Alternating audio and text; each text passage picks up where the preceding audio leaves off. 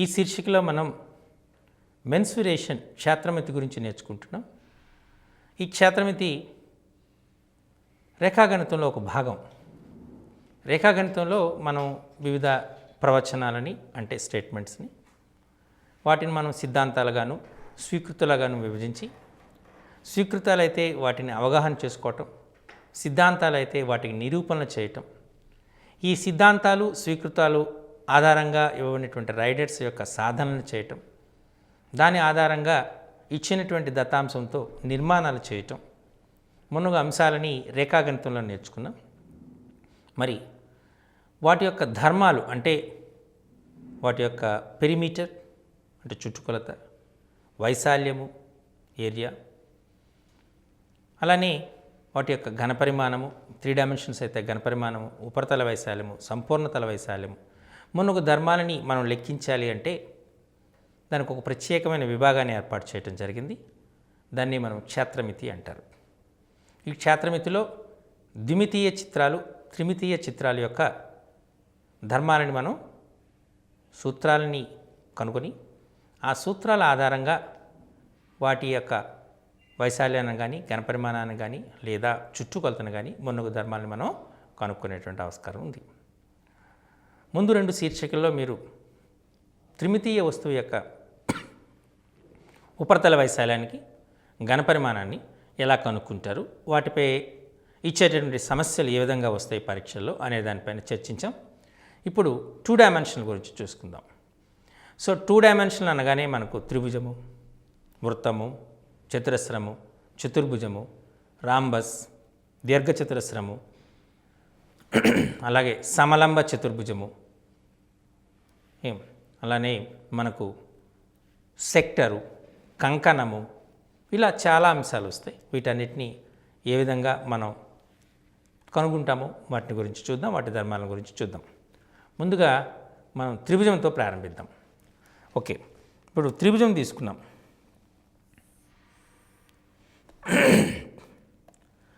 ABC అనేటువంటి ఒక త్రిభుజం. ఈ త్రిభుజం యొక్క వైశాల్యాన్ని సూత్రం. ఏబిసి అనేటువంటిది సామాన్యమైనటువంటి త్రిభుజం అనుకుందాం. అంటే సామాన్య లక్షణాలు, ఏ విధమైన ప్రత్యేక లక్షణాలు కలిగింది లేదు అనుకుందాం.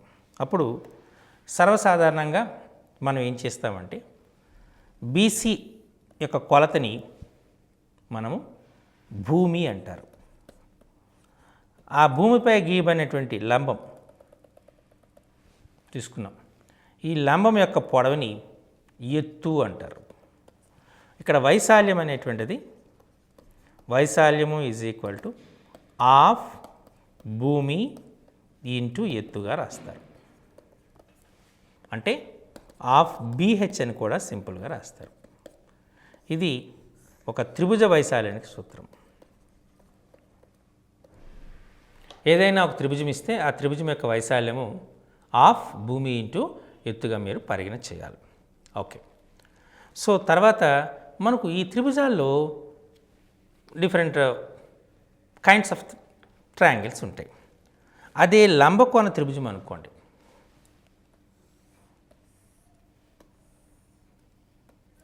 లంబకోణ త్రిభుజం. ఈ లంబకోణ త్రిభుజంలో ఈ లంబకోణాన్ని కలిగి ఉన్నటువంటి భుజాల కొలతలు, ఒక కొలత ఏ, ఇంకొక కొలత బి అనుకోండి. అప్పుడు ఈ త్రిభుజ వైశాల్యం ట్రయాంగిల్ ఏబిసి వైశాల్యం అంటే లంబకోణ త్రిభుజములో లంబకోణాన్ని కలిగి ఉన్నటువంటి భుజాల యొక్క లబ్ధము లో సగమును త్రిభుజ వైశాల్యం అవుతుంది. అంటే హాఫ్ ఏబి. ట్రయాంగిల్ ఏబిసి వైశాల్యం హాఫ్ ఏబి అవుతుంది. లంబకోణాన్ని కలిగి ఉన్నటువంటి భుజాల యొక్క కొలతలు 3 సెంటీమీటర్లు 4 సెంటీమీటర్లు అయితే దాని వైశాల్యం ఎంత అని అడిగాడు అనుకోండి ప్రశ్న. అప్పుడు ఏ ఈజ్ ఈక్వల్ టు హాఫ్, ఈ విలువ 3 అనుకోండి, ఈ విలువ 4 అనుకోండి. అప్పుడు హాఫ్ 3 × 4 ఈక్వల్ టు 6 అనేటువంటిది మనం చెప్పచ్చు. కానీ స్క్వేర్ సెంటీమీటర్, సెంటీమీటర్లు ఇస్తే స్క్వేర్ సెంటీమీటర్స్ అని చెప్పాలి. ఓకే, మరి ఒక సమబాహు త్రిభుజం తీసుకున్నాం ఏబిసి. ఇందులో 3 భుజాల కొలతలు సమానం అనుకోండి. ప్రతి భుజము కొలత ఏ అనుకుందాం. అప్పుడు దాని ఎత్తు √3/2a అవుతుంది.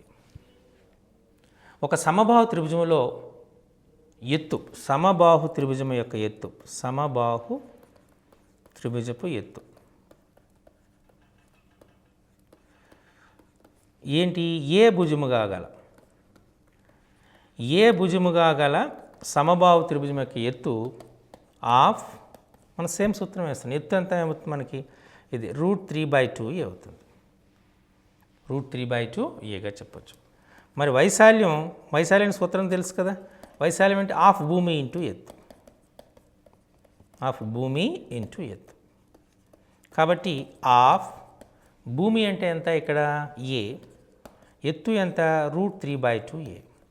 కాబట్టి √3/2a². 2 అంటే 4. ఇందులో మనకు 2 సూత్రాలు వచ్చాయి. ఒకటి, ఏ భుజముగా కలిగినటువంటి ఒక సమబాహు త్రిభుజము యొక్క ఎత్తు √3/2a అవుతుంది. అలాగే మన యొక్క వైశాల్యం √3/4a² అవుతుంది. సో ఈ రకంగా మనం సమబాహు త్రిభుజ వైశాల్యాన్ని గురించి చెప్పచ్చు. మరి త్రిభుజ భుజాల కొలతలు తెలిసాయనుకోండి. త్రిభుజ భుజాల కొలతలు ఏబిసి అనేటువంటి త్రిభుజం తీసుకున్నారు. జనరల్గా మనం ఆ భుజం యొక్క కొలతను దాని ఎదుటి శీర్షం యొక్క అక్షరంతో సూచిస్తాం. అంటే బీసీ = a అవుతుంది, ఏసీ = b అవుతుంది, ఏబి = c అవుతుంది. అంటే ఏబిసి భుజాల కొలతలుగా గల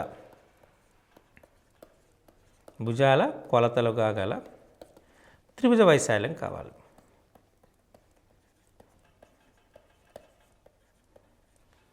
అప్పుడు భుజాల వల్ల త్రిభుజ వైశాల్యం delta = మనకేమవుతుందంటే √s × s - a of s - b of s - c అవుతుంది. ఏబిసి భుజాల కొలతలుగా గల త్రిభుజ వైశాల్యము delta = s × s - a × s - b × s √. ఇందులో ఎస్ని సెమీ పెరిమీటర్ అంటారు. సెమీ పెరిమీటర్ దీని విలువ a + b + c/2 అవుతుంది. దీన్ని హీరాన్ ఫార్ములా అని కూడా అంటారు.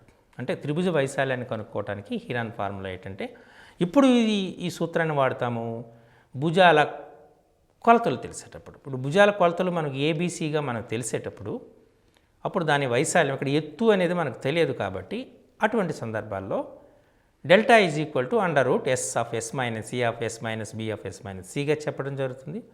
ఆర్ s = a + b + c/2గా చెప్పడం జరుగుతుంది. క్లియర్? ఇక్కడ ఎస్ని సెమీ పెరిమీటర్ అనేటువంటి అర్ధ చుట్టుకొలత అనేది కూడా అంటారు. ఓకే, సో మనం ఇంకొక సందర్భం కూడా ఉంది. ఒక త్రిభుజం తీసుకున్నారు. ఒక త్రిభుజం తీసుకుని ఆ త్రిభుజంలో ఒక వృత్తం లిఖించబడింది అనుకోండి. అంతరంగా లిఖించబడి దీన్ని అంతర్వృత్తం అంటారు. అంతర్వృత్తం కేంద్రం నుంచి ఒక భుజానికి గల లంబ దూరాన్ని అంతర్వృత్త వ్యాసార్థము అంటారు. అలాగే మీరు అర్ధ చుట్టుకొలత ఎస్ అనేటువంటి తీసుకున్నారు. అప్పుడు డెల్టా = r/s. ఇక్కడ ఎస్ అంటే తెలుసు కదా, s = a + b + c/2.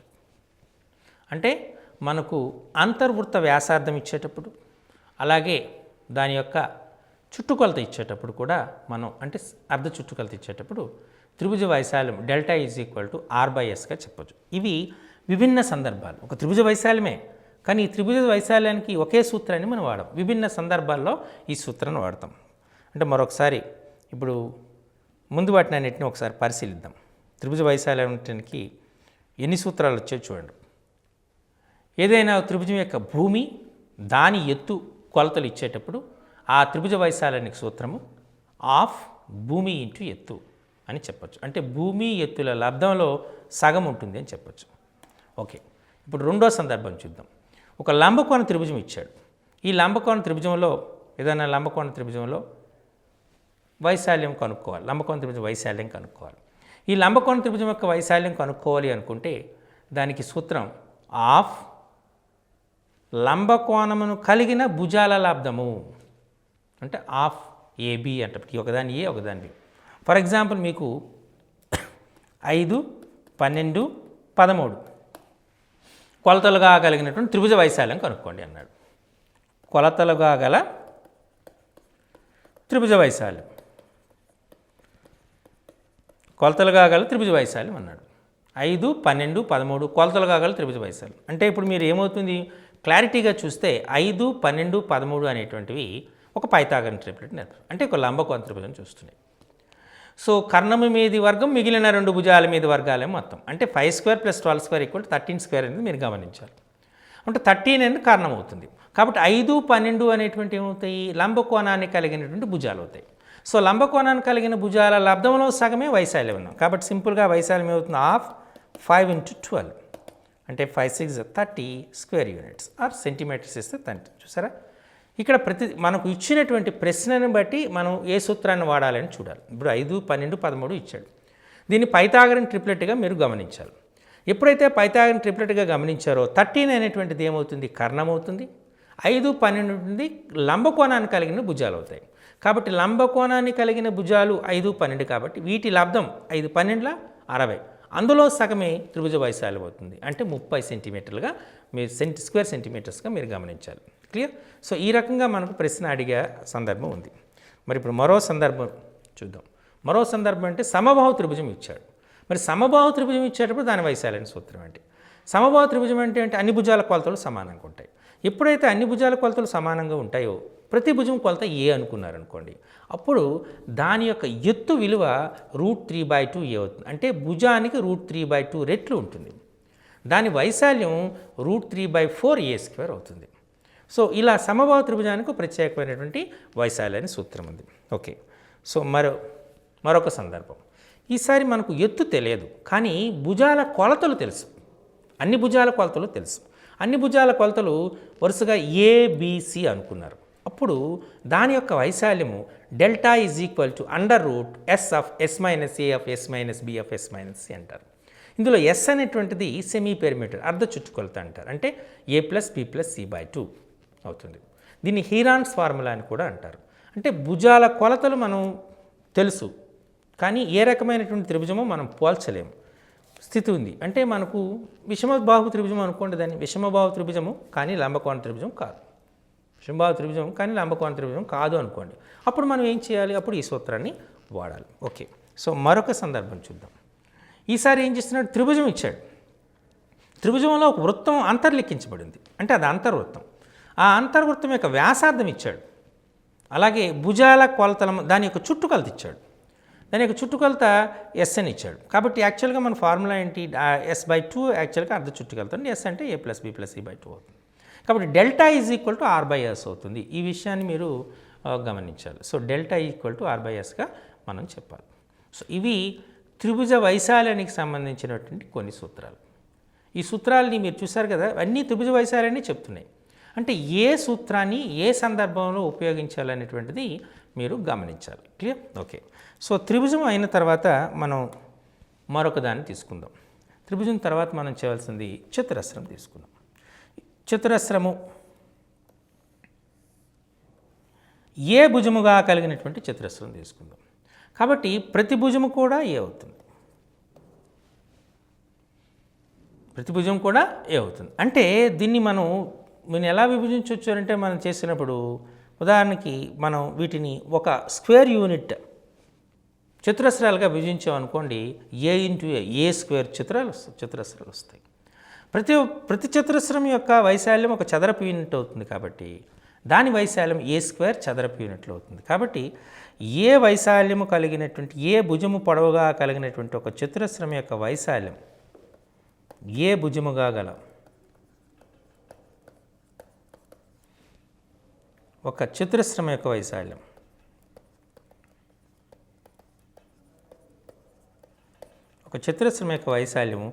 A² అవుతుంది. అలాగే చుట్టుకొలత 4A అవుతుంది. ఏ చతురస్ర వైశాల్యం ఏ భుజముగా కలిగినటువంటి ఒక చతురస్ర వైశాల్యము A² అవుతుంది. దాని చుట్టుకొలత 4A అవుతుంది. కొన్ని సందర్భాల్లో మనకు కొన్ని ప్రశ్నలు అడిగే ఆస్కారం ఉంటుంది. ఎలా అంటే ఒక చతురస్రం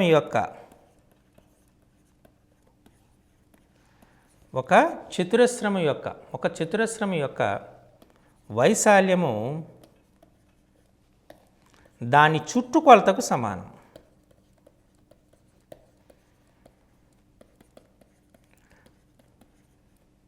అయినా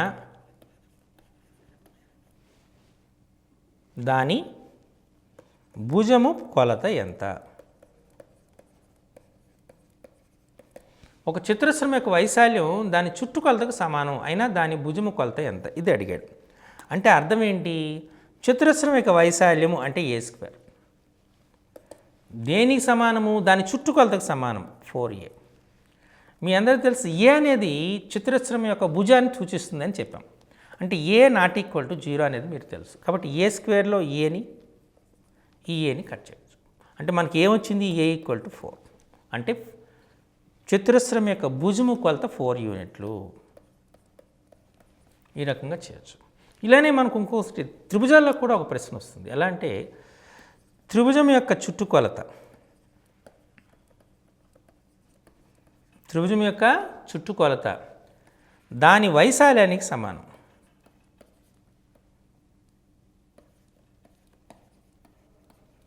వైశాల్యానికి సమానం. చుట్టుకొలత దాని వైశాల్యానికి సమానం అయితే దాని భుజాల కొలతలు ఏంటి?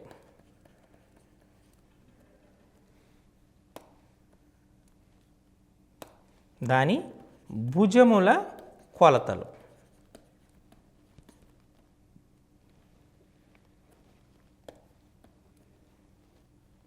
కనుగొను అన్నాడు.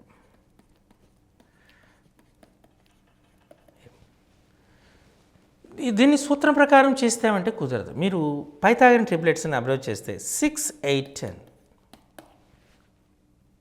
ఇక్కడ 6, 8, 10 చుట్టుకొలత ఏమవుతుంది చెప్పండి? 6 + 8 + 10 14 + 10 24. ఓకే, మరి వైశాల్యం మీకు ఆల్రెడీ చెప్పినాను. 6, 8, 10 అనేటువంటి ఒక పైథాగరన్ ట్రిప్లెట్ని సూచిస్తుంది. పైథాగరన్ త్రికం. 10 అనేటువంటి కర్ణాన్ని సూచిస్తుంది. 10 కర్ణం సూచిస్తుంది కాబట్టి 6, 8 అనేటువంటి లంబకోణాన్ని కలిగినటువంటి భుజాలను సూచిస్తాయి. సో లంబకోణ త్రిభుజంలో లంబకోణాన్ని కలిగిన భుజాల లబ్ధములో సగము దాని త్రిభుజ వైశాల్యం అవుతుంది. అంటే వైశాల్యం అవుతుంది ½ 6 × 8. 6 8 48. 48/2 24. చూసారా? అంటే త్రిభుజం యొక్క చుట్టుకొలత దాని వైశాల్యానికి సమానం అవుతుంది. అప్పుడు దాని భుజాల కొలతలు ఏమవుతాయి? పాసిబిలిటీ 6, 8, 10.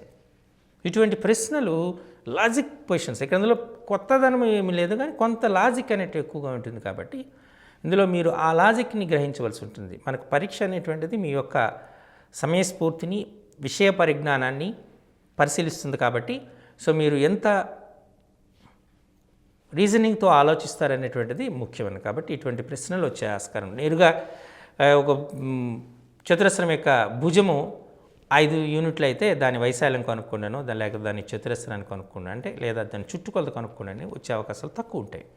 సో ఈ విధమైనటువంటి ప్రశ్నలు వచ్చేటువంటి ఆస్కారం ఎక్కువగా ఉంటుంది. కాబట్టి వాటిని మీరు ప్రాక్టీస్ చేయవలసి ఉంటుంది. ఓకే, మరి చతురస్రం కర్ణం తీసుకున్నారు. ఒక చతురస్రం తీసుకున్నారు. ఆ చతురస్రం యొక్క కర్ణం ఇది ఏ, ఇది ఏ, ఇది ఏ అనుకున్నారు కదా. సో అలా కర్ణం తీసుకుంటే కర్ణం యొక్క పొడవు ఇది ఏ కాబట్టి ఇది √2a అవుతుంది. ఒక చతురస్రంలో కర్ణము పొడవు దాని భుజానికి √2 రెట్లు ఉంటుంది. కొన్నిసార్లు ప్రశ్న ఎలా అడుగుతారంటే ఒక చతురస్రంలో దాని భుజము దాని కర్ణము పొడవుల నిష్పత్తి ఎంత అంటాడు. భుజము కర్ణముల పొడవుల నిష్పత్తి 1:√2 అవుతుంది. ఇందుకు ఒకటి ఏ అవుతుంది, ఇంకోటి √2a అవుతుంది. కాబట్టి భుజము కర్ణము పొడవుల నిష్పత్తి 1:√2. ఇది మీరు బాగా గుర్తుపెట్టుకోవాల్సిన అంశం ఉంది. ఇది చతురస్రానికి సంబంధించినటువంటి. ఓకే, ఇప్పుడు దీర్ఘచతురస్రం చూద్దాం. దీర్ఘచతురస్రం. ఇప్పుడు దీర్ఘచతురస్రంలో మనం దీర్ఘచతురస్రాన్ని చూసేటప్పుడు దీర్ఘచతురస్రం అనగానే మనకు ఎదురెదురు భుజాలు సమానం, ప్రతి కోణము 90 డిగ్రీలు ఉంటుంది అనే విషయాన్ని గమనించాలి. ఒకదాన్ని ఎల్ అంటారు, ఇంకో దాన్ని బి అంటారు కదా. కాబట్టి వైశాల్యము దీర్ఘచతురస్రం యొక్క వైశాల్యం ఏమవుతుంది? A is equal to L into B అవుతుంది. వైశాల్యం A equal to L into B అవుతుంది. పొడవు ఇంటూ వెడల్పు అవుతుంది. అలాగే చుట్టుకొలత, దాని చుట్టుకొలత ఈజ్ ఈక్వల్ టు ఎన్ని పొడవులు వచ్చాయి? 2 పొడవులు 2 వెడల్పు, అంటే 2L + 2B. దీన్ని 2 × L + B అంటారు. చుట్టుకొలత ఏమవుతుంది? 2 × L + B అవుతుంది. ఇది దీర్ఘచతురస్రానికి. మరి కర్ణం పొడవు తీసుకుందాం. కర్ణం పొడవు ఇది L, ఇది B అనుకుంటే అప్పుడు √L² + B² అవుతుంది. L² + B² అవుతుంది. చూసారు, ఇవి దీర్ఘచతురస్రానికి సంబంధించినటువంటి సూత్రాలు. మనం దీర్ఘచతురస్రం యొక్క పొడవు L, వెడల్పు B అనుకుంటే దాని యొక్క వైశాల్యం LB అవుతుంది. చుట్టుకొలత 2 × L + B అవుతుంది. కర్ణం పొడవు √L² + B² అవుతుంది. ఇది దీర్ఘచతురస్రానికి సంబంధించినటువంటి. ఓకే, మరి దీర్ఘచతురస్రం తర్వాత మనము ఈ 2 అయిన తర్వాత చతుర్భుజం చూద్దాం. చతుర్భుజం, ఒక చతుర్భుజం తీసుకున్నారు. ఏదో ABCD అని ఒక చతుర్భుజం తీసుకున్నారు. దీనికి మనం 2 కర్ణాలు గీసాం. ఏదైనా ఒక కర్ణం గీసాం, BD అనే కర్ణం. సో BD అనే కర్ణం గీసేటప్పుడు A అనే శీర్షం నుండి గీచిన లంబం, దీన్ని H1 అందాం. సో C అనే శీర్షం నుండి గీచిన లంబం, దీన్ని H2 అందాం. ఓకే, కాబట్టి దీని వైశాల్యం, చతుర్భుజం యొక్క వైశాల్యం ఏమవుతుందంటే చతుర్భుజ వైశాల్యం ఆఫ్, ఇక్కడ మనము ఏమిటంటే ట్రయాంగిల్ ప్రాసెస్ అంటే 2 ట్రయాంగిల్స్గా కర్ణం విభజించేసింది. మొదటి దాని యొక్క ఆఫ్ కర్ణము పొడవు BD, ఈ కర్ణం పొడవునే D అనుకుందాం ఫర్ ఎగ్జాంపుల్, ఎందుకు బెస్ట్ కదా. So we have of D × H1 plus of D × H2, త్రిభుజ వైశాల్య సూత్రం. కాబట్టి of D H1 + H2, of D × H1 + H2గా చెప్పచ్చు. అంటే దీని యొక్క వైశాల్యం, చతుర్భుజం యొక్క వైశాల్యం సూత్రం ఏమవుతుంది? ఆఫ్ కర్ణము పొడవు ఇంటూ ఆ కర్ణముపై గీచినటువంటి లంబాల మొత్తము పొడవు. ఆఫ్ D అంటే కర్ణం పొడవు, H1 H2 ఏంటి? ఆ కర్ణముపై గీయబడిన లంబాల పొడవులు. కాబట్టి ఆఫ్ కర్ణము ఇంటూ ఆ కర్ణముపై గీయబడినటువంటి లంబాల పొడవుల మొత్తాన్ని మనం వైశాల్యము అంటారు. సో ఇది మాకు చతుర్భుజ వైశాల్యానికి సూత్రం. మరి చుట్టుకొలత కూడా కావాలంటే ఒకదాన్ని E అనుకోండి, ఇంకో దాన్ని B అనుకోండి, ఇంకో దాన్ని C అనుకోండి, D. 4 భుజాల కొలతలు తెలిస్తే చుట్టుకొలత ఏమవుతుంది మనకు? సింపుల్గా A + B + C + D. 4 భుజాల మొత్తం కొలతే మనకు చుట్టుకొలతగా గమనించాలి. ఓకే, సో ఇప్పుడు చతుర్భుజం అయింది. ఇప్పుడు చతుర్భుజం తర్వాత మనము ట్రెపీజియం తీసుకుందాం.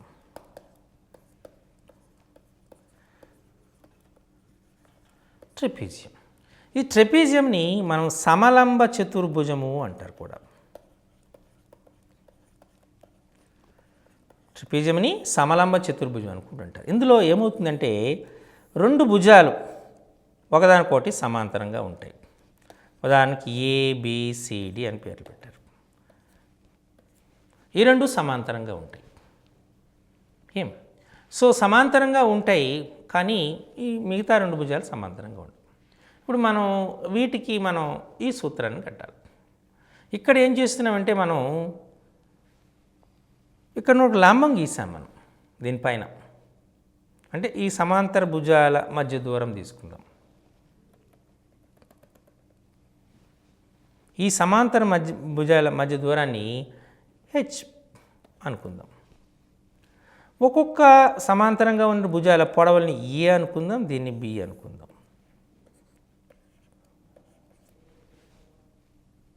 A అనుకుందాం, B అనుకుందాం. ఓకే, అప్పుడు ఈ సమలంబ చతుర్భుజం యొక్క వైశాల్యం ఏమవుతుంది అంటే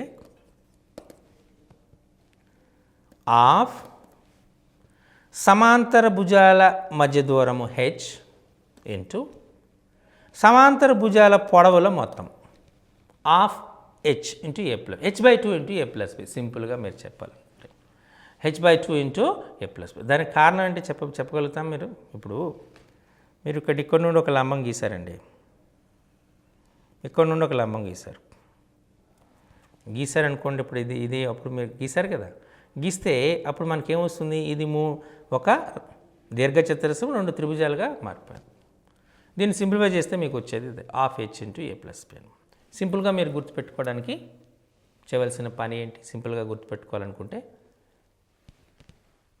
సమాంతర భుజాల మధ్య దూరం h, సమాంతర భుజాల పొడవులు AB అనుకుంటే h/2 into a plus B అనేటువంటిది ట్రెపీజియం యొక్క వైశాల్యానికి సూత్రంగా తీసుకోవచ్చు. దీన్ని చుట్టుకొలత అంటే మీకు అందరికీ తెలుసు, చుట్టుకొలత అనగానే అన్ని భుజాల యొక్క పొడవుల మొత్తాన్ని కనుక్కుంటే సరిపోతుంది. ఓకే. సో ఇది సమలంబ చతుర్భుజం గురించి మీకు తెలుసు కదా. మీరు సమలంబ చతుర్భుజంలో మనకు సమాంతరం కాని భుజాలు సమానంగా ఉన్నాయనుకోండి, అప్పుడు వాటిని మనం ఏమంటామంటే సమద్విబాహు సమలంబ చతుర్భుజం అంటారు. సో ఈ సమాంతరంగా కాని భుజాల మధ్య బిందువులు మనం కలిపామనుకోండి, ఈ సమాంతరంగా కాని భుజాల మధ్య బిందువులు కలిపితే ఏర్పడేటువంటి రేఖాఖండాన్ని మధ్యగతము అనేటువంటి అంటారు. ఓకే. సో ఇది సమలంబ చతుర్భుజానికి వైశాల్యానికి సూత్రం. ఓకే, ఇప్పుడు మనం సమాంతర చతుర్భుజం తీసుకుందాం. ఏబిసిడి. సో సమాంతర చతుర్భుజం తీసుకుంటే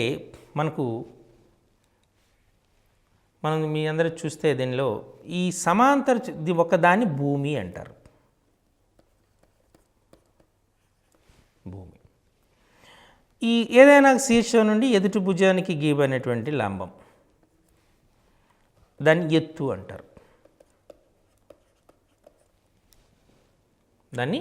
అంటారు. సో కాబట్టి ఇప్పుడు మనం దీన్ని జనరల్గా 2 త్రిభుజాలుగా విభజించవచ్చు, అంతేనా? 2 త్రిభుజాలుగా విభజించవచ్చు అంటే మనం చెప్పిన దీనికి సూత్రం ఏమిటి? ఒక త్రిభుజం యొక్క వైశాల్యం సూత్రం ఏంటి? ½ భూమి ఇంటూ ఎత్తు. 2 త్రిభుజాలు కాబట్టి ½ భూమి ఇంటూ ఎత్తు ప్లస్ ½ భూమి ఇంటూ ఎత్తు. అంటే మనకు వైశాల్యం సూత్రం ఏమవుతుంది? ఇందులో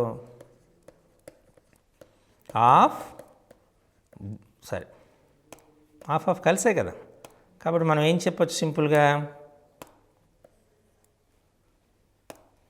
భూమి ఇంటూ ఎత్తు A = BH అంటారు. A = BH. ఇది సమాంతర చతుర్భుజం యొక్క వైశాల్యం.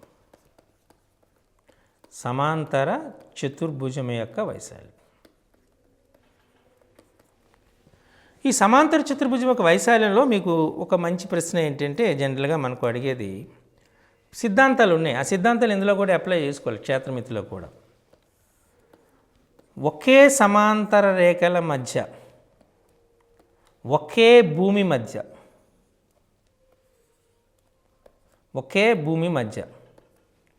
నిర్మితమైన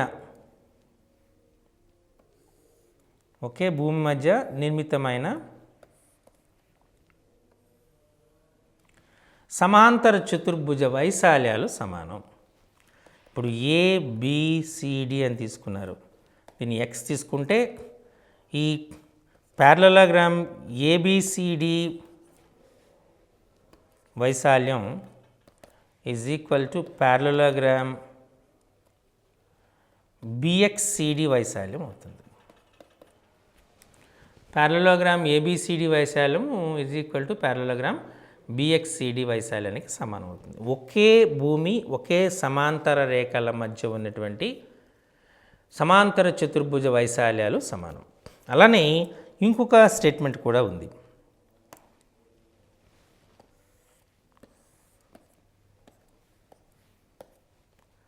ఒకే భూమి,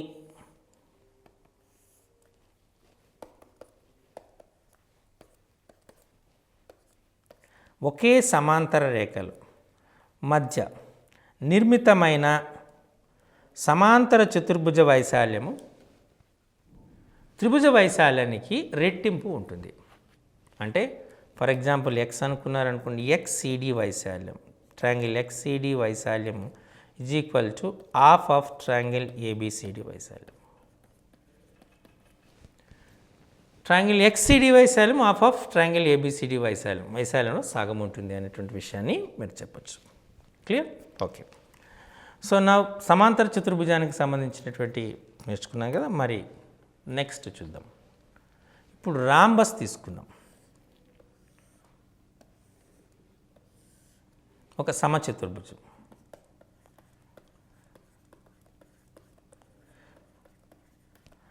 ఇప్పుడు సమచతుర్భుజం మనం తీసుకుంటే సమచతుర్భుజం వైశాల్యం గురించి మాట్లాడేటప్పుడు సమచతుర్భుజంలో పద్ధతి ఏంటి? సమచతుర్భుజంలో అన్ని భుజాల పొడవులు సమానంగా ఉంటాయి. అంటే కర్ణాలు పరస్పరము లంబ సమద్వికరణం చేసుకుంటాయి. సమద్వికరణం చేసుకుంటాయి, లంబ సమద్వికరణం. కర్ణాలు పరస్పరం లంబ సమద్వికరణం చేసుకుంటాయి, కానీ కర్ణాల పొడవులు సమానం కాదు. అంటే ఈ రెండు పొడవులు సమానం ఉంటాయి, అలాగే ఈ రెండు పొడవులు సమానం ఉంటాయి, కానీ ఒక కర్ణము పొడవు D1 అనుకున్నాం అనుకోండి, ఇంకొక కర్ణం పొడవు D2 అనుకోండి. ఒక కర్ణం పొడవు D1, ఇంకొక కర్ణం పొడవు D2. ఒక కర్ణం పొడవు D1, ఇంకొక కర్ణం పొడవు D2 అయితే దాని వైశాల్యం ఏమవుతుంది? ఇప్పుడు మీకు క్లారిటీగా తెలుసు. అంటే ఈ రెండు సమానం. ఫర్ ఎగ్జాంపుల్ ఇది ఎత్తు అవుతుంది, ఇది ఎత్తు అవుతుంది, అంటే రెండుటికి ఒకటే ఎత్తు అవుతుంది, అంటే హాఫ్. కరెక్ట్? Half D1.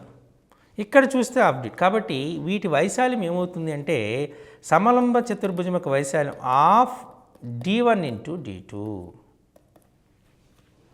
అంటే కర్ణాల పొడవుల లబ్ధములో సగము సమాంతర సమచతుర్భుజం యొక్క వైశాల్యం, రాంబస్ యొక్క వైశాల్యం A = హాఫ్ D1 D2 అవుతుంది. క్లియర్? కొన్నిసార్లు మనకు అప్లికేషన్స్ అడిగే ఛాన్సెస్ ఉన్నాయి. చూడండి ఎలా అడుగుతారు.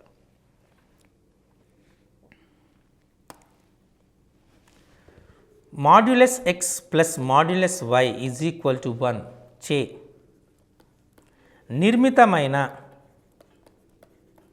పట వైశాల్యం ఎంత? నిర్మితమైన పట వైశాల్యం ఎంత? Modulus x plus modulus y is equal to 1. ఇక్కడ మాడ్యులస్ x అంటే మీకు నిర్వచనం ముందు తెలియాలి. Modulus x is equal to x for x greater than 0 is equal to minus x for x less than 0 equal to 0 for x equal to 0. అంటే ధనాత్మక విలువలకు ధనం అవుతుంది, రుణాత్మక విలువలకు x ఈజ్ ఈక్వల్ టు -2 అనుకోండి. ఎప్పుడేమవుతుంది? -2 +2 అవుతుంది. అందుచేత అబ్సల్యూట్ వాల్యూ లేదా మాడ్యులస్ వాల్యూ అంటే ఎప్పుడు ధనాత్మకం అవుతుంది అనేటువంటి చెప్పడం జరుగుతుంది. సో రెండు పాజిబిలిటీస్ ఉంటాయి, ఒకటి +x, రెండోది -x అని ఉంటాయి. సో ఈ పాజిబిలిటీస్ని నేను తీసుకొని చేస్తున్నాను. So modulus x plus modulus y is equal to 1కి 4 సమీకరణాలు వస్తాయి. x plus y is equal to 1, x minus y equal to 1, minus x plus y equal to 1, minus x minus y equal to 1. So x plus y equal to 1, x minus y equal to 1, minus x plus y equal to 1, minus x minus y equal to 1. దీన్ని మనం అంతర్ఖండ రూపంలో మారుద్దాం. అంటే x/1 plus y/1 is equal to 1, x/1 plus y/-1 equal to 1, x/-1 plus y/1 equal to 1, x/-1 plus y/-1 equal to 1. వీటిని మనం ఒక నిరూపక జ్యామితిని ఉపయోగించి చేద్దాం. x అక్షం ఇది 1 2 తీసుకున్నాం. This is 1 2, this is 1, this is 2, 1 and 2. x అక్షం ఇది y అక్షం. x/1 ఇక్కడ వస్తుంది, y/1 ఇక్కడ. ఈ రేఖ మనకు మొదటిది సూచిస్తుంది. నెక్స్ట్ x/1 y/-1, సో ఇక్కడ ఈ రేఖ రెండోది సూచిస్తుంది. x/-1 y/1 ఈ రేఖ సూచిస్తుంది. సో x/-1 y/-1 చూసారా? అంటే ఈ పటం దేన్ని సూచిస్తుంది? ఒక రాంబస్ని సూచిస్తుంది. ఇది 1 యూనిట్, ఇది 1 యూనిట్. అంటే కర్ణము పొడవు ఎంత? 2 యూనిట్లు. ఇది 1 యూనిట్, ఇది 1 యూనిట్. కర్ణము పొడవు ఎంత? రెండో కర్ణం పొడవు ఎంత? 2 యూనిట్స్. కాబట్టి వైశాల్యం ఏమవుతుంది? Of d1 d2 of 2 into 2 2 అంటే 2 చదరపు యూనిట్లు. చూసారా? ప్రశ్న కొన్ని సందర్భాల్లో మీరు నేరుగా శాస్త్రమితి కాబట్టి శాస్త్రమితిలోనే ప్రశ్న వస్తుంది అని అనుకోవద్దు. సో అది నిరూపక రేఖాగణితంతో మిళితంగా వచ్చి కూడా, ఎందుకంటే మనకు మ్యాథమెటికల్ కనెక్షన్స్ అనేటువంటిది ఒక అకాడమిక్ స్టాండర్డ్, ఒక విద్యా ప్రమాణం. ఆ విద్యా ప్రమాణం ప్రకారము మనం నిరూపక రేఖాగణితాన్ని క్షేత్రమితితో కలపచ్చు, క్షేత్రమితిని నిరూపక రేఖాగణితంతో కూడా కలపచ్చు. సో ఈ రకంగా మనకు ప్రశ్న వచ్చే ఆస్కారం ఉంటుంది. కాబట్టి ఈ రాంబస్కి సంబంధించి ప్రశ్నలు వచ్చేటప్పుడు ఈ రకంగా మనం సాల్వ్ చేయవలసి ఉంటుంది. ఓకే, సో సమచతుర్భుజం అయింది కదా, మరి మరొక దాన్ని చూద్దాం. సో సమాంతర చతుర్భుజం అయింది. మేము అన్నిటిని కూడా చతుర్భుజాల్లో అన్నిటిని చెప్పేస్తున్నాం. ఒకసారి మనం ప్రీవియస్ పేజెస్కి వెళ్తే అన్నీ ఒకసారి చతుర్భుజానికి సంబంధించినవన్నీ అయినాయో లేదో చూస్తే, ఫస్ట్ ఒక చతుర్భుజాన్ని గురించి చూసామనుకోండి. ఫస్ట్ మనం చెప్పినటువంటిది చతురస్రం గురించి చెప్పడం చేశాను. చతురస్రం యొక్క వైశాల్యం తీసుకుంటే ఏ స్క్వేర్ అవుతుంది, భుజము స్క్వేర్ అవుతుంది. చతురస్రం యొక్క చుట్టుకొలత 4a అవుతుంది. అలాగే చతురస్రం యొక్క కర్ణము తీసుకున్న √2a అవుతుంది. రూట్ అంటే భుజానికి √2. అలాగే మనం చతురస్రం యొక్క భుజానికి కర్ణానికి గల నిష్పత్తి 1:√2గా మనం గుర్తించాలి. ఒక దీర్ఘ చతురస్రం తీసుకుంటే LB పొడవు వెడల్పుగా కలిగి ఉంటే దాని యొక్క వైశాల్యము L/B అవుతుంది. చుట్టుకొలత 2L + 2B అవుతుంది, లేదా 2 × L + B అవుతుంది. అంటే కర్ణము పొడవు √L² + B² అవుతుంది. అలాగే చతుర్భుజం తీసుకున్నారు. చతుర్భుజం యొక్క వైశాల్యం కంటే ఆఫ్ కర్ణము యొక్క పొడవు ఇంటూ ఆ కర్ణంపై గీయమైనటువంటి లంబాల పొడవుల మొత్తం ఆఫ్ D × H1 + H2. అలా మనం ట్రెపీజియం తీసుకున్నాం అనుకోండి, సమలంబ చతుర్భుజం తీసుకున్నాం అనుకోండి, అంటే ఆఫ్ H × A + B. అంటే సమాంతర చతుర్భుజాల సమాంతర భుజాల పొడవుల మొత్తము ఇంటూ ఆ రెండిటి భుజాల మధ్య దూరము /2, అంటే ఆఫ్ H × A + B.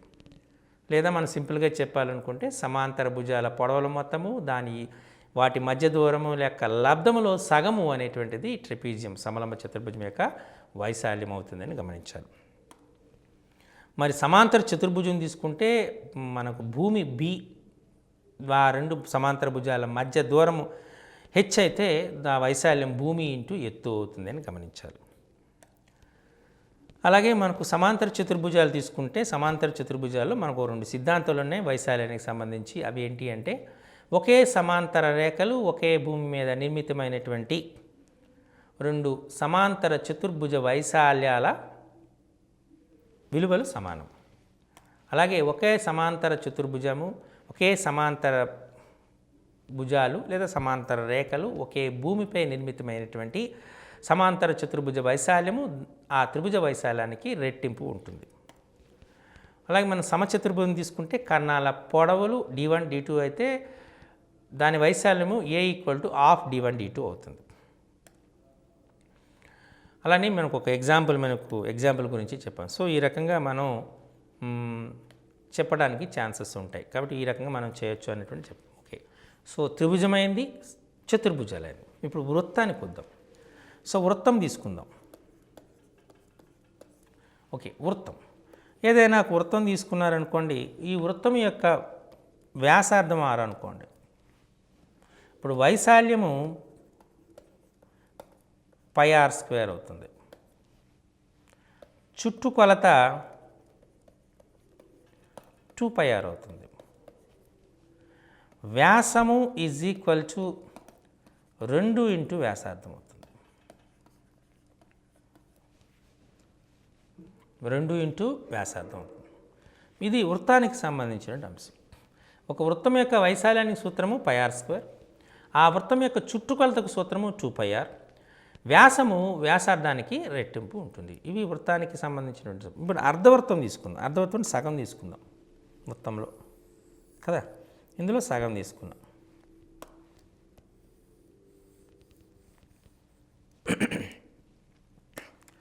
అర్ధవృత్తం తీసుకుంటే వ్యాసార్థం 6 అనుకోండి.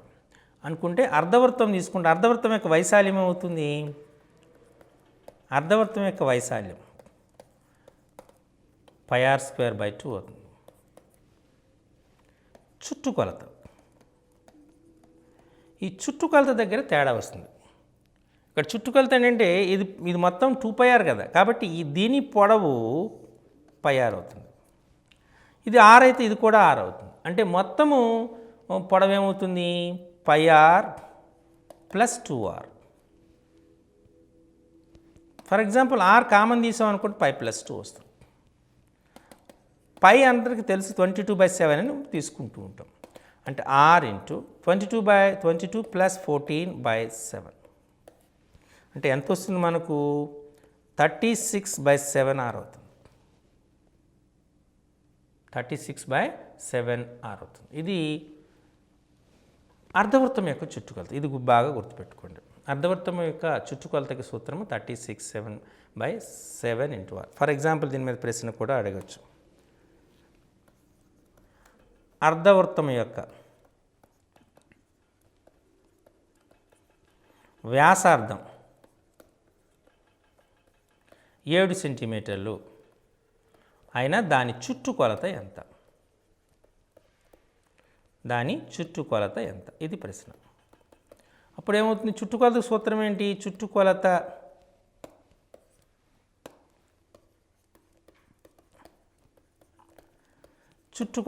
సూత్రం ఏంటి? చుట్టుకొలత = 36/7r. Means 36/7, r is 7. 7 గట్టిగా మనకి ఎంత వస్తుంది? 36 సెంటీమీటర్స్. సో ఇలా అర్ధవృత్తం యొక్క చుట్టుకొలతను కనుక్కోవడానికి లేదా వృత్తం యొక్క వ్యాసం కనుక్కోవడానికి, వ్యాసార్థం కనుక్కోవడానికి ఇలా మనకు ప్రశ్నలు వస్తూ ఉంటాయి. వాటిపైన మనం సమాధానం చేయవలసి ఉంటుంది. ఓకే, ఇప్పుడు వృత్తములో కొంత భాగాన్ని దీన్ని సెక్టరు అంటారు. దీన్ని మనం సెక్టరు అంటారు. ఈ సెక్టర్ తీసుకున్నారనుకోండి, ఈ కోణాన్ని మనం x డిగ్రీ అనుకుందాం. అంటే సెక్టర్ కోణం అంటారు దాన్ని. ఈ సెక్టర్ కోణం ఇప్పుడు మీరు దాన్ని బట్టే చెప్పచ్చు. ఫర్ ఎగ్జాంపుల్ తీసుకున్నాం అనుకోండి, వృత్తం యొక్క మొత్తం వైశాల్యం ఎంత? ఇప్పుడు వృత్తం తీసుకుని వివిధ పొజిషన్ చెప్తాను చూడండి. ఒక వృత్తం తీసుకున్నారు, ఈ డిగ్రీ ఎన్ని అవుతుంది? 360 degrees అవుతుంది. ఇప్పుడు వృత్తంలో సగం తీసుకున్నాం అంటే ఇక్కడ వైశాల్యం πr². ఇప్పుడు వృత్తంలో సగం తీసుకున్నాం, సగభాగం అంటే ఇక్కడ ఈ కోణం ఎంత అయింది? 180 degrees. ఇది కూడా సెక్టరే కదా. అంటే 360లో ఎంత ఉంది? సగం ఉంది. కాబట్టి ఏమవుతుంది? πr²/2 అయింది. ఈసారి ఏం చేస్తున్నా? వృత్తం తీసుకున్నా, వృత్తంలో 4వ వంతు భాగం తీసుకున్నాం. ఇది కావాలి. ఇక్కడ ఆ యాంగిల్ ఎంత ఉంది? 90. అంటే వైశాల్యం అవుతుంది πr²/4 అవుతుంది. అంటే మనం ఇక్కడ ఏం చేస్తున్నాం? 360/360 వేసాం. ఇక్కడ ఏం చేసాం? 180/360 వేసాం. ఇక్కడ ఏం చేసాం? 90/360 వేసాం. కాబట్టి x అనుకోండి, అప్పుడు వైశాల్యం సూత్రం ఏమవుతుంది చెప్పండి? వైశాల్యము = x డిగ్రీలు / 360 × πr². ఇది సెక్టర్ యొక్క వైశాల్యానికి సూత్రం. సో సెక్టర్ వైశాల్యము = x డిగ్రీలు / 360 × πr². మనకు దీనిపైన ప్రశ్నలు కూడా అడుగుతూ ఉంటాడు. సెక్టర్ కోణం 72 డిగ్రీలు అయితే దాని వైశాల్యం ఎంత? ఇది ప్రశ్న. మన సూత్రం ఏంటి? వైశాల్యం A = x డిగ్రీలు / 360 × πr². అంతే కదా. ఇంకా కావాలంటే మనం తీసుకుందాం. లేదంటే 70 డిగ్రీలు, వ్యాసార్థం 7 సెంటీమీటర్లు.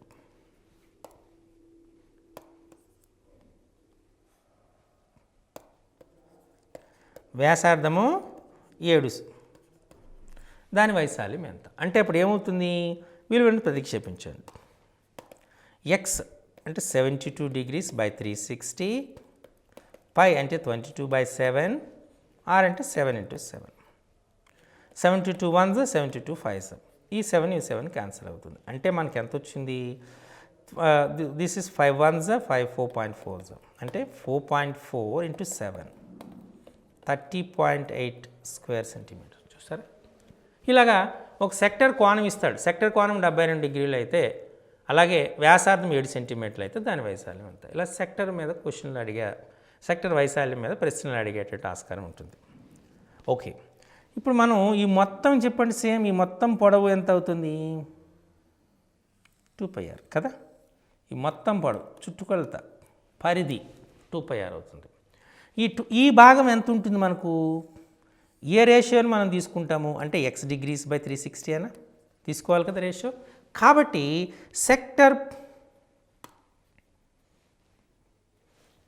సెక్టర్లో చాపము పొడవు L is equal to x డిగ్రీలు by 360 into 2πr. సెక్టర్లో చాపం పొడవు అవుతుంది L is equal to x డిగ్రీలు by 360 into 2πr అవుతుంది. ఇది చాపము పొడవు కనుక్కోవడానికి సూత్రం. ఉదాహరణకి సెక్టర్ కోణము 90 డిగ్రీలు, వ్యాసార్థము 7 సెంటీమీటర్లు అయినా సెక్టర్ చాపం పొడవు ఎంత? సెక్టర్ చాపం పొడవు ఎంత? ఇది ప్రశ్న. సెక్టర్ కోణం 90 డిగ్రీలు ఇచ్చాడు, వ్యాసార్థం 7 సెంటీమీటర్లు ఇచ్చాడు. అయితే సెక్టర్ యొక్క చాపం పొడవు ఎంత అని అడిగాడు. సో సెక్టర్ చాపం పొడవు అంటే సూత్రం L is equal to x డిగ్రీలు by 360 into 2πr. x డిగ్రీలు 90 degrees by 360 into 2πr, 2 into 22 by 7 into r అంటే మనకు 7. ఈ 7 క్యాన్సిల్. 91s 94s అంటే 2 1s 2 2s 2 1s 2 11s అంటే మనకు ఎంత వచ్చింది? 11 సెంటీమీటర్లు వచ్చింది. చూసారా? ఈ రకంగా సెక్టర్ కోణాన్ని, సెక్టర్ లో ఉన్నటువంటి చాపం పొడవని ఈ 2 సూత్రాలు ఉపయోగించి చేయవచ్చు. అలాగే మనం ఈ సెక్టర్ తీసుకునేటప్పుడు ఈ చాపము పొడవు L అనుకుందాం, ఈ వ్యాసార్థం R అనుకుందాం. అప్పుడు వైశాల్యము A is equal to LR/2 అనేటువంటి సూత్రం వాడచ్చు. సెక్టర్ యొక్క చాపం పొడవు ఏమంత ఇచ్చారు? L ఇచ్చారు. వ్యాసార్థం ఎంత ఇచ్చారు? R ఇచ్చారు. వైశాల్యం A ఈక్వల్ అంటే మనకి 3 సూత్రాలు వచ్చినాయి. చూడండి, వైశాల్యాన్ని సూత్రము A ఈక్వల్ టు x డిగ్రీలు by 360 into πr స్క్వేర్ అనేటువంటి ఒక సూత్రం, A ఈక్వల్ టు LR/2. అలాగే చాపం పొడవు L is equal to x డిగ్రీలు by 360 into 2πr. ఇవి 3 సూత్రాలు ఈ సెక్టర్కి సంబంధించిన వాటిలో జనరల్గా మనకు వచ్చినటువంటి సూత్రాలు. సో వీటిని మీరు జాగ్రత్తగా గుర్తుపెట్టుకోవాలి. ఇది సెక్టర్కు సంబంధించినటువంటి ప్రశ్నలు, సూత్రాలు కూడా. ఓకే, సో ఇప్పుడు సెక్టర్ తర్వాత మనకు వచ్చినటువంటిది బాట వైశాల్యాలు.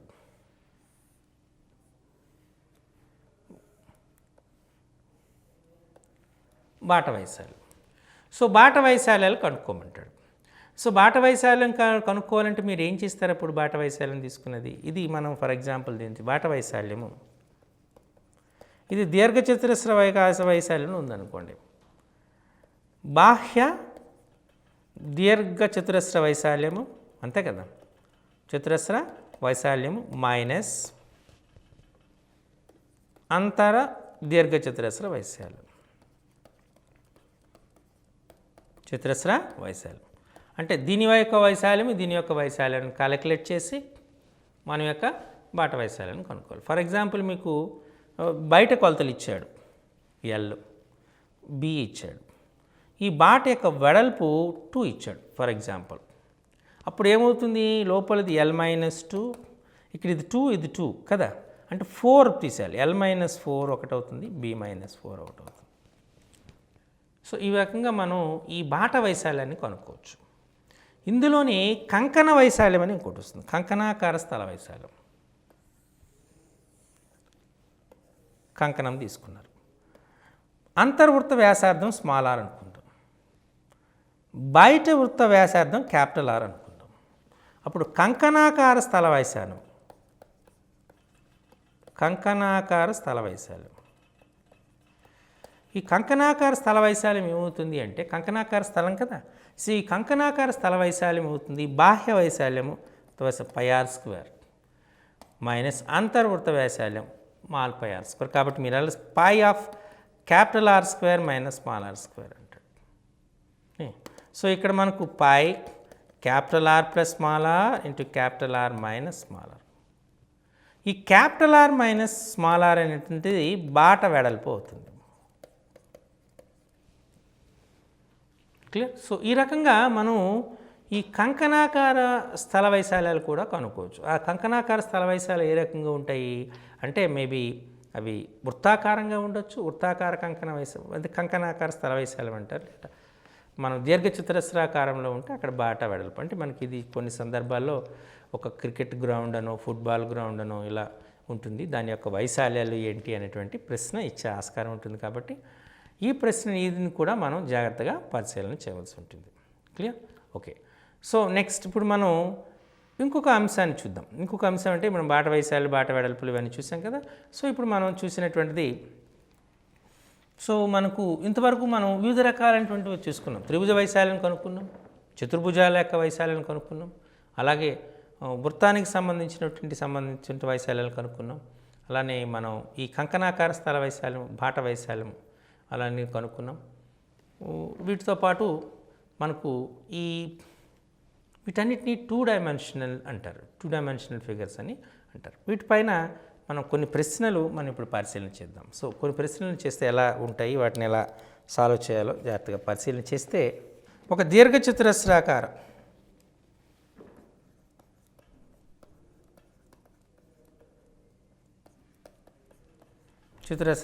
స్థలము దీర్ఘచతురస్రాకార స్థలం యొక్క చుట్టుకొలత 216 మీటర్లు, దాని వెడల్పు 40 మీటర్లు. అయితే దాని వైశాల్యమే ఎంత?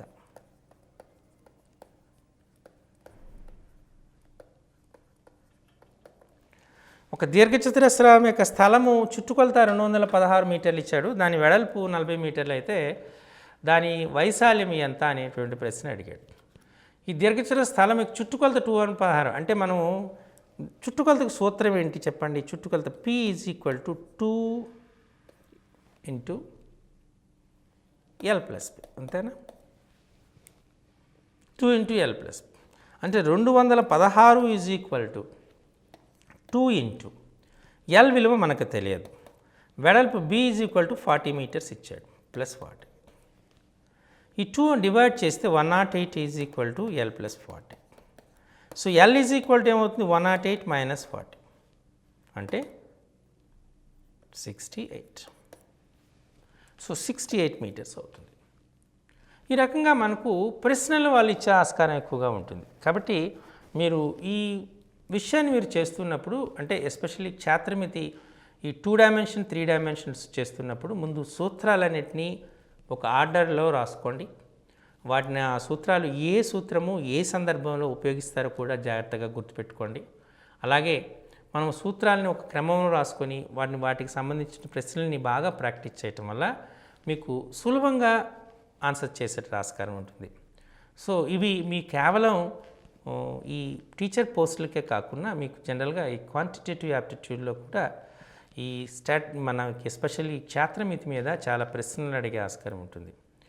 జనరల్గా మ్యాథ్స్ బ్యాక్గ్రౌండ్ ఉండేవాళ్ళు కూడా ఈ సూత్రాలను గుర్తుపెట్టుకోవడానికి కాస్త ఇబ్బంది పడి వీటిలో కొన్ని సమాధానాలు తప్పుగా రాసే ఆస్కారం ఉంటుంది. కాబట్టి సూత్రాలని ఒకసారి అన్నిటినీ జాగ్రత్తగా రాసుకుని 2 డైమెన్షనల్ అంటే ద్విమితీయ జామితీయ పటాలకు సూత్రాలని, అలాగే త్రిమితీయ జామితీయ పటాలకు సూత్రాలన్నింటినీ రాసుకోండి ఒక tablet form. 9th class text బుక్లో మనం ఒక ట్యాబ్లెట్ ఫామే ఇచ్చాం, క్షేత్రమితికి సంబంధించినటువంటి ట్యాబ్లెట్ ఫామ్ ఇచ్చాం. అందులో వీటన్ని సూత్రాలన్నింటిని కూడా ఒక టేబుల్ రూపంలో ఇచ్చాం. ఆ టేబుల్ రూపంలో ఉన్న వాటిని మీరు ప్రాక్టీస్ చేయండి.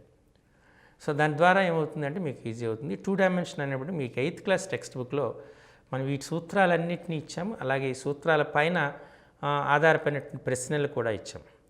అలానే 6th 7th క్లాసుల్లో ఈ ఈ దీర్ఘచతురస్రము, చతురస్రము ఇటువంటి అంశాలపైన కూడా మనం ప్రశ్నలు ఇచ్చాం. సో వీటన్నిటిని మీరు జాగ్రత్తగా మనం 8th క్లాస్లో అయితే ఏరియా ఆఫ్ ప్లేన్ ఫిగర్స్ అనేటువంటిది మనకి చాప్టర్లో వీటిపైన అనేక ప్రశ్నలు ఇవ్వడం జరిగింది. కాబట్టి మీరు ఇప్పటి వరకు చర్చించినటువంటి ఈ దీర్ఘచతురస్రము, చతురస్రము, అలాగే త్రిభుజం యొక్క వైశాల్యం, వివిధ అంటే వైశాల్య రూపాలు, చతుర్భుజము, సమచతుర్భుజము, సమలంబ చతుర్భుజము, సమాంతర చతుర్భుజము, వృత్తానికి సంబంధించిన సూత్రాలు, అర్ధవృత్తానికి సంబంధించిన సూత్రాలు, అలాగే సెక్టర్కి బాట వైశాల్యాలు, కంకణాకార స్థల వైశాల్యాలు, ఈ సూత్రాలన్నీ కూడా మీరు జాగ్రత్తగా రాసుకొని ఒక దగ్గర రాసుకొని వాటిని అలానే ఈ మనం ఇప్పుడు చెప్పబోతున్నటువంటి వీడియోలో కూడా చూసుకొని వాటన్నిటిని నోట్ చేసుకుంటే యాక్చువల్గా ఇవన్నీ మనం కలెక్ట్ చేసి మీకు ఇస్తున్నటువంటి అంశాలు. కాబట్టి ఇప్పుడు ఈ లెసన్ని మీరు చూసుకుంటూ ఆ సూత్రాలన్నింటినీ ఒక దగ్గర నోట్ చేసుకుంటే ఖచ్చితంగా మీకు ఎగ్జామినేషన్ పరంగా ఉపయోగపడుతుంది. కాబట్టి మీరు ఈ ఎగ్జామినేషన్ కోసం దీన్ని ఉపయుక్తంగా మార్చుకుంటారని ఆశిస్తూ సెలవు.